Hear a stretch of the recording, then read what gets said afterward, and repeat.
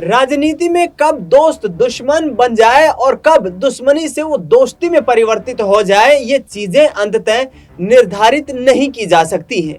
कुछ ऐसा ही प्रतीत विभिन्न प्रदेशों की राजनीति में देखने को मिलता रहा है और विभिन्न बार हमने देखा है कि केंद्र की राजनीति में भी एक एक सदस्य की गैर मौजूदगी सरकार को गिराने में एक अहम भूमिका निभाती है। जी, इस वक्त बात करेंगे हरियाणा की राजनीति की, क्योंकि दिल्ली तक गूंज हरियाणा की राजनीति की सुनाई दे रही है, जहां पर भारतीय जनता पार्टी के पास सरकार को चलाने के लिए संख्याबल की मौजूदगी नहीं है। इस वक्त हरियाणा में देखा जाए तो 33 विधायकों का समर्थन कांग्रेस पार्टी के पास है। इसके साथ साथ 10 विधायक यहां जननायक जनता पार्टी के पास हैं। एक निर्दलीय विधायक बलराज कुंडू और उनके साथ साथ इनेलो के एक विधायक अभय सिंह चौटाला हैं। ये विपक्ष का संख्याबल 45 पर पहुंच जाता है, जबकि सत्तारूढ़ भारतीय जनता पार्टी के पास 45 का आंकड़ा होना चाहिए यदि सरकार चलानी है तो, लेकिन वहां पर यह संख्या 43 पर आकर रुक जाती है। लेकिन फिर भी नायब सिंह सैनी चीफ मिनिस्टर की कुर्सी पर बैठे हुए हैं, लगातार ये कह रहे हैं कि आने वाले वक्त में हम फिर से सरकार बनाएंगे। बीते दिनों हरियाणा के पंचकुला में प्रदेश कार्यकारिणी संगठन की बैठक होती है। केंद्रीय गृह मंत्री अमित शाह वहां उस बैठक में पहुंचते हैं। उस बैठक में पहुंचने के बाद अमित शाह ये ऐलान कर देते हैं कि आगामी चुनाव हरियाणा में भारतीय जनता पार्टी नायब सिंह सैनी के नेतृत्व में ही लड़ेगी। दूसरी तरफ विपक्ष काफी मजबूत दिखाई दे रहा है। कांग्रेस पार्टी ने तो 5 लोकसभा की सीटें जीत ली है और ये नारा भी दिया जा रहा है कि लोकसभा चुनाव में जब बीजेपी हाफ हो गई है तो आने वाले विधानसभा चुनाव में हरियाणा से राजनीति से साफ हो जाएगी। यानी कि साफ तौर पर यह कहा जा रहा है, भूपेंद्र सिंह हुड्डा हो, चाहे दुष्यंत सिंह चौटाला हो, चाहे अभय सिंह चौटाला हो या फिर अन्य नेता, ये कहते हुए लगातार नजर आ रहे हैं कि पिछले 9.5 साल का जो कार्यकाल रहा है वो बीजेपी ने यहाँ हरियाणा के लोगों के हितों के खिलाफ रणनीतियां बना करके लड़ा है। आपसी भाईचारे को खत्म करके और जिस तरीके से यहाँ पर जो जातीय समीकरण है उनको तोड़ करके बीजेपी ने सत्ता पर अपना कब्जा हासिल किया है, अब हरियाणा की जनता उनको जवाब देने जा रही है। भूपेंद्र सिंह हुड्डा लगातार प्रेस कॉन्फ्रेंस कर रहे हैं, रैलियां कर रहे हैं, हरियाणा में सत्ता में वापसी के रास्ते तलाश रहे हैं। दूसरी तरफ दुष्यंत चौटाला ने भी बीजेपी के खिलाफ मोर्चा खोल दिया है।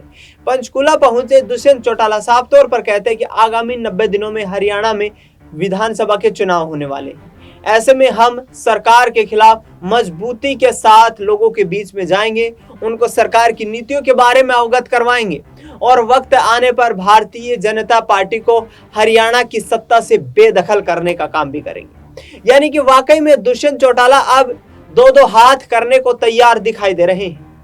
उनके पिता अजय सिंह चौटाला के द्वारा ये कहा जा रहा है कि हमारी सबसे बड़ी भूल ये थी कि हमने कॉमन मिनिमम प्रोग्राम के तहत भारतीय जनता पार्टी के साथ हरियाणा में गठबंधन किया।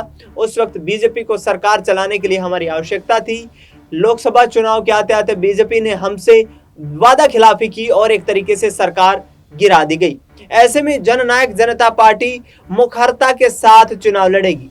आपको बता दें कि दुष्यंत चौटाला हरियाणा में प्राइवेट नौकरियों में 75% रोजगार हरियाणा के लोगों को देने की बात करते हुए नजर आ रहे थे, गारंटी कानून बनाने की बात करते हुए नजर आ रहे थे, लेकिन वो कानून बनाया गया, उसे सुप्रीम कोर्ट ने निरस्त कर दिया और गैर संवैधानिक बताते हुए। इसके साथ साथ वृद्धावस्था पेंशन की राशि 5100 यानी कि 5100 रुपए करने का वादा यहाँ दुष्यंत चौटाला का था, लेकिन अब ये कहते हुए नजर आ रहे हैं कि क्योंकि हमारी पूर्ण बहुमत की सरकार नहीं थी, लेकिन गठबंधन में हमने प्रयास किए और ये जो राशि थी ये 3000 रुपए दी जाने लगी। आगामी वक्त में यदि सरकार बनती है तो हम अपने तमाम पुराने वादों को पूरा करेंगे। इसके साथ साथ दुष्यंत चौटाला ने एक और भी बात कही है, 5 साल तक सरकार जब चलेगी तो महज एक बार युवाओं को अपना सरकारी रोजगार के लिए रजिस्ट्रेशन करवाना पड़ेगा, बार बार उन्हें रजिस्ट्रेशन करवाने की नौबत नहीं आएगी और मेरिट के आधार पर हम नौकरियां भी देने का काम करेंगे। इस वक्त देखा जाए तो हरियाणा में भारतीय जनता पार्टी की सरकार जो कि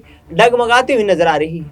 पिछले 4.5 साल का कार्यकाल देखा जाए सूखा चला गया है। अब हरियाणा में हर दिन नई नई भर्तियों की यहाँ पर नई नई सरकारी नौकरियों की यहाँ पर एडवर्टीजमेंट्स निकल रही हैं और उसमें नायब सिंह सैनी ने कहा है कि आगामी 90 दिनों में हम करीब 70,000 युवाओं को रोजगार देने जा रहे हैं। कैसे संभव हो पाएगा, ये तो नायब सिंह सैनी बेहतर जानते होंगे कि जब 4.5 साल गुजर जाने तक यहाँ पर एक रोजगार नहीं मिल पाता है, तो आखिरकार अब महज 3 महीने में 70,000 युवाओं को रोजगार किस तरीके से दिया जाएगा। तमाम नीतियों को लेकर हरियाणा पंजाब हाई कोर्ट से हरियाणा सरकार को फटकार लगी है, लेकिन उसके बावजूद भी सरकार बनाने का दावा ठोका जा रहा है।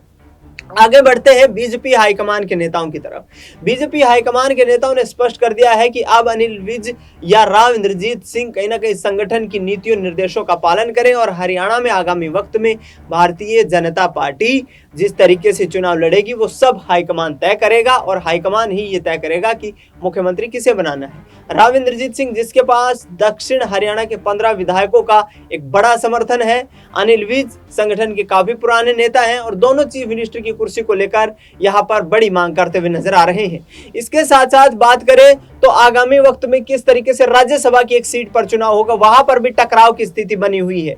कुलदीप बिश्नोई यहाँ पर लगातार राज्यसभा जाने की यहाँ पर जो है मांग करते हुए नजर आ रहे हैं। किरण चौधरी हाल ही में कांग्रेस पार्टी से बीजेपी में शामिल हुई है, उनकी तरफ से भी राज्यसभा जाने की यहाँ पर कोशिशें की जा रही हैं। आखिरकार क्या बीजेपी फंसती हुई नजर आएगी? और दूसरी तरफ देखा जाए तो यहाँ पर हरियाणा कांग्रेस पार्टी में भी कलह कम होने का नाम लेती नहीं नजर आ रही है।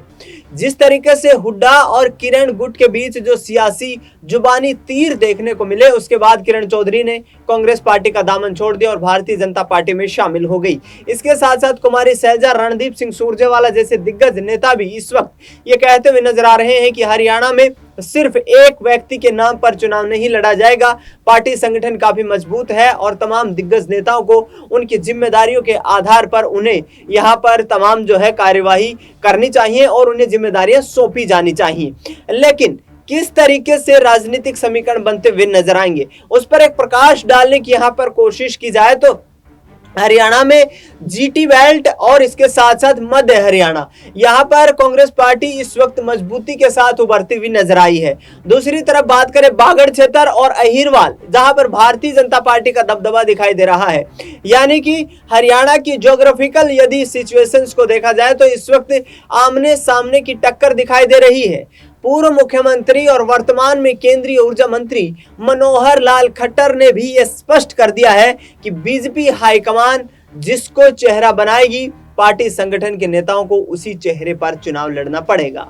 यानी कि राव इंद्रजीत सिंह, अनिल विज सरीखे दिग्गज नेताओं को यहाँ झटका लग सकता है, क्योंकि लंबे समय से मुख्यमंत्री पद की यहाँ पर मांग करते हुए नजर आ रहे हैं। आखिरकार भारतीय जनता पार्टी किस तरीके से इन दिग्गज नेताओं को साधेगी, बड़ी चुनौती खड़ी हो गई है। आगामी विधानसभा चुनाव बिल्कुल नजदीक आ रहे हैं। हरियाणा में किसानों का एक बड़ा मुद्दा था एमएसपी को लेकर के, जिसको लेकर के 13 महीने तक जिस तरीके से आंदोलन चला दिल्ली हरियाणा के बॉर्डर पर, उस आंदोलन का प्रभाव ये देखने को मिला कि बीजेपी को 5 सीटों पर हार का सामना करना पड़ा। युवाओं की बेरोजगारी का मुद्दा बहुत बड़ा मुद्दा है और इस बार यहाँ पर कांग्रेस पार्टी बार बार ये कहती हुई नजर आ रही है कि हम यहाँ हरियाणा के युवाओं की हितों की लड़ाई के लिए आगे आने वाले वक्त में बीजेपी से टकराव के लिए तैयार हैं। तो क्या वाकई में दुष्यंत सिंह चौटाला और भूपेंद्र सिंह हुड्डा एक साथ एक मंच पर आकर के बीजेपी को घेरने का प्रयास करेंगे और क्या हरियाणा की सत्ता में तख्ता पलट होता हुआ नजर आएगा? फिलहाल इस खास कार्यक्रम में इतना ही। देश दुनिया की तमाम बड़ी खबरों के लिए आप देखते रहिए SPN 9 न्यूज।